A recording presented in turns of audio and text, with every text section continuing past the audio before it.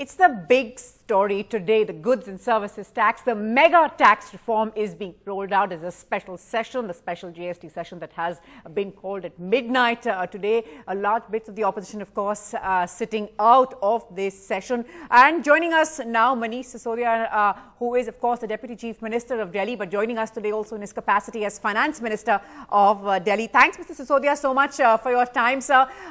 Now, you are boycotting this special session today. For all those who say, in a sense, this is India's win and everybody should be a part of it, because at the end of the day, there has been political consensus on the need for a tax like this. What would you say, sir? देखिए, मैं boycott या शामिल होने की बात नहीं है। मेरे लिए मुझे लगता है कि जनता को सेलिब्रेट करना चाहिए। अगर सरकार कुछ अच्छा कर रही है तो जनता सेलिब्रेट करे ना।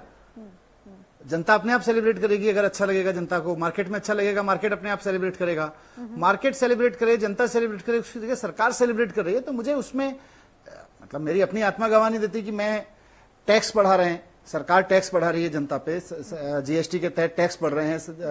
व्यापारी दुखी है कि बहुत सारी ऐसी चीजें जिन पे टैक्स नहीं लगाया जाता था कभी, 50 साल में पहली बार, 70 साल में पहली बार कपड़े पर टैक्स लग रहा है, दाल पे, अनाज पे टैक्स लग रहा है।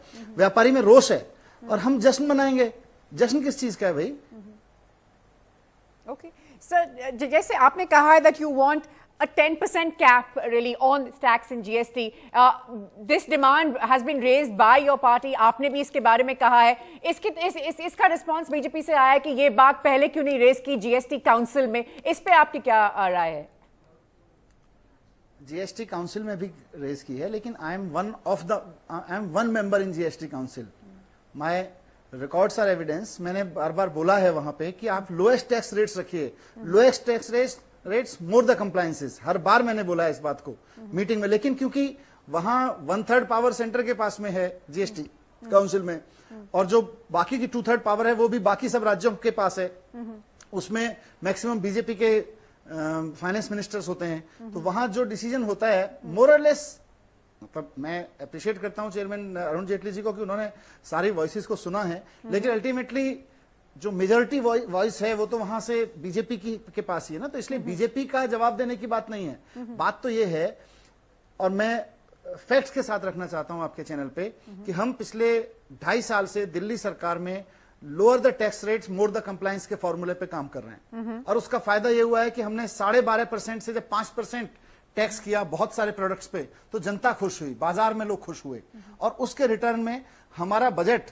जो 32,000 करोड़ रुपए होता था जब हम 2.5 साल पहले सरकार में आए थे, दूसरे बजट के, हमारा तीसरा बजट जब आया 2 साल के बाद में, तीसरे साल का हमने बजट किया एडवांस में, तो तीसरे बजट में हम 32,000 करोड़ से 48,000 करोड़ पे पहुंच गए। तो 32,000 करोड़ का बजट 48,000 करोड़ पे पहुंच गया। हमने 12.5% से टैक्स कम करके 5% कर दिया बहुत सारे प्रोडक्ट पे। जनता भी खुश है, व्यापारी भी खुश है, सरकार का टैक्स कलेक्शन बढ़ रहा है, सरकार भी खुश है। ये सेलिब्रेशन होता है। सेलिब्रेशन ये नहीं होता कि व्यापारी खड़ा होकर कह रहा है साहब आजादी के इतिहास में पहली बार कपड़े पे टैक्स लग रहा है, चप्पलों पे टैक्स लग रहा है, पंखों पे टैक्स, घर के पंखों पे, टाइल पे जो किचन में लगवाते हैं छोटी छोटी टाइल्स, उस पे 28% टैक्स हो गया। इतना सारा टैक्स रेट बढ़ाने की क्या जरूरत है? मैं जीएसटी काउंसिल की मीटिंग में भी विरोध करता हूं और यहां भी विरोध करता हूं। Okay, fair enough. आप ऑफ कोर्स इस बात को कहा भी है 10% जैसे, लेकिन बहुत सारे अदर इश्यूज हैं जिसपे बारे में बात की जा रही है, लेकिन सरकार का कहना है sir, they are describing this as just teething trouble, that in the next couple of weeks, yes, there might be some trouble, but eventually the long term picture, we have to keep the big picture in mind, and that there's going to be great benefit. Would you agree? नहीं, I don't agree, because आप ये सोचिए ना कि एक है teething problem, आपने एक फॉर्म बनाया, फॉर्म में प्रॉब्लम होगी, आप दूसरा फॉर्म कर दोगे, ठीक हो जाएगा, कोई ऐसी बड़ी नहीं है, इनको कहते हैं टीथिंग प्रॉब्लम। लेकिन दूसरी है एटीट्यूड प्रॉब्लम, अप्रोच प्रॉब्लम। आप ये सोचेंगे कि टैक्स रेट ज्यादा रखने से जनता से टैक्स ज्यादा इकट्ठा हो सकता है, आप गलत सोचते हैं।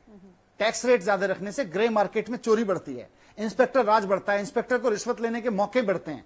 आप इंस्पेक्टर राज को बढ़ावा दे रहे हो, आप ग्रे मार्केट को बढ़ावा दे रहे हो टैक्स रेट ज्यादा रख के। आप टैक्स रेट कम करिए, जनता भी खुश होगी, ग्रे मार्केट भी कम होगा, इंस्पेक्टर को भी चोरी करने के अवसर नहीं मिलेंगे। वो अप्रोच प्रॉब्लम है, वो टीथिंग प्रॉब्लम नहीं है। जब तक आप इस अप्रोच को चेंज नहीं करेंगे कि टैक्स रेट वास्तव में देश में कम होने चाहिए। India is the only country under GST जो सबसे हाईएस्ट रेट पे चल रहा है। India is the only country, ये अप्रोच की प्रॉब्लम है, जहां India is the only country जहां पे रियल एस्टेट मार्केट जीएसटी के दायरे से बाहर है, जहां पे शराब एक्साइज जीएसटी के दायरे से बाहर है।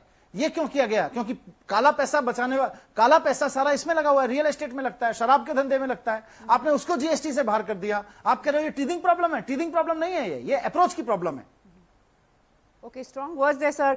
Thank you for your time. एक आखिरी सवाल not really connected to GST, so जो मैं आपसे पूछना चाहूंगी, वो हम बस आपसे ये जानना चाह रहे हैं कि in recent weeks there have been reports, on the Aam Aadmi Party's plans for Gujarat. What's happening with that election? We've seen that the BJP is of course pulling out all its big guns, and that's become sort of the next big go-to for the BJP. What are the Aam Aadmi Party's plans, sir, for that state? जो भी stand होगा आपको बाकायदा press conference करके बताएंगे अभी, क्योंकि party तय करेगी। जब पार्टी तय करेगी तो उसके बाद आपको सूचना देंगे उसके